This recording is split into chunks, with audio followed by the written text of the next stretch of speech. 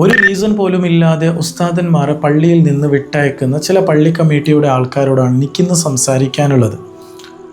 കഴിഞ്ഞ വർഷം നടന്ന ഒരു റിയാലിറ്റി സ്റ്റോറി നിങ്ങളുടെ അടുത്തേക്ക് ഇടാൻ വേണ്ടി, ഓർമ്മപ്പെടുത്താൻ വേണ്ടി ആഗ്രഹിക്കുകയാണ്. എന്താണെന്ന് വെച്ചാൽ, ഒരു ഉസ്താദ് എൻ്റെ അടുത്തേക്ക് വന്ന് പറഞ്ഞു, ഉസ്താദേ, എന്നെ അവിടുന്ന് ജോലിയിൽ നിന്ന് വിട്ടയച്ചിട്ടുണ്ട്. പക്ഷെ ഒരു റീസൺ പോലും അവർക്ക് കാണിക്കാനോ പറയാനോ ഒന്നും തന്നെ ഇല്ല. അത്രയും കൃത്യമായിട്ടായിരുന്നു ഞാൻ അവിടെ ജോലി ചെയ്തിട്ടുണ്ടായിരുന്നത്. അപ്പോൾ എന്തു റീസൺ ഇല്ലാതെ എന്നെ അവിടെ നിന്ന് പെട്ടെന്ന് തന്നെ ജോലിയിൽ നിന്ന് അയച്ചു. എനിക്കതല്ല വിഷമം. പക്ഷേ ഈ ജോലിയിൽ നിന്ന് അയച്ച ആ സമയമാണെങ്കിലോ, അത് എല്ലാവരും ജോലിയിലേക്ക് കയറി നിന്ന ആ ഒരു സമയമായതുകൊണ്ട് എവിടെയും ജോലി കിട്ടാൻ എനിക്ക് പ്രയാസമാണ് എന്നാണ് എൻ്റെ അടുത്ത് പറഞ്ഞത്.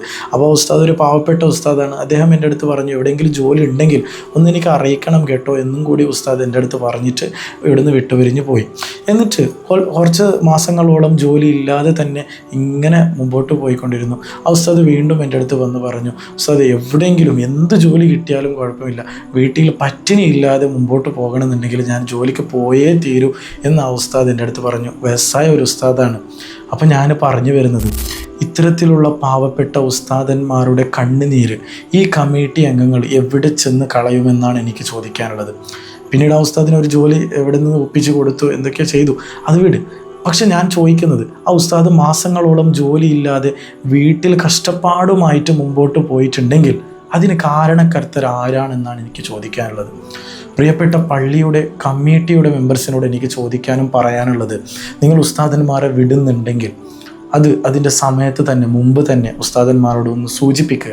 അതിനുശേഷം ഉസ്താദന്മാരെ വിടുന്ന സമയത്ത് എന്താണ് റീസൺ എന്നും കൂടി ആ ഉസ്താദിന് ബോധ്യപ്പെടുത്തി കൊടുക്കുക. നിങ്ങൾ ഈ ഒരു കാരണം കൊണ്ടാണ് വിടുന്നത്, അല്ലെങ്കിൽ ഒന്നും കാരണമില്ല, നമുക്ക് തന്നെ കുറച്ച് വട്ടാണ് എന്ന രീതിയിലാണ് നമ്മൾ വിടുന്നത് എന്നും കൂടി പറഞ്ഞു കൊടുക്കുക. എന്തിനാണ് വെറുതെയുള്ളത് ആ ഉസ്താദന്മാരുടെ കണ്ണുനീരിൻ്റെ ശാപം നിങ്ങൾ തിന്നുന്നത്? എവിടെ ചെന്ന് കളയുമെന്നാണ് എനിക്ക് ചോദിക്കാനുള്ളത്. നാളെ ആഖിറത്തിൽ അള്ളാഹു ചോദിക്കാതിരിക്കുകയില്ല. ഈ ഒരു കണ്ണുനീരിനുള്ള മറുപടി നിങ്ങൾ കൊടുക്കേണ്ടി വരും.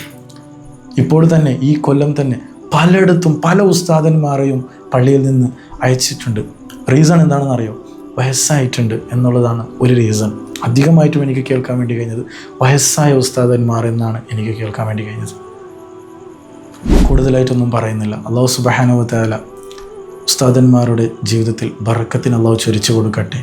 ആമീൻ.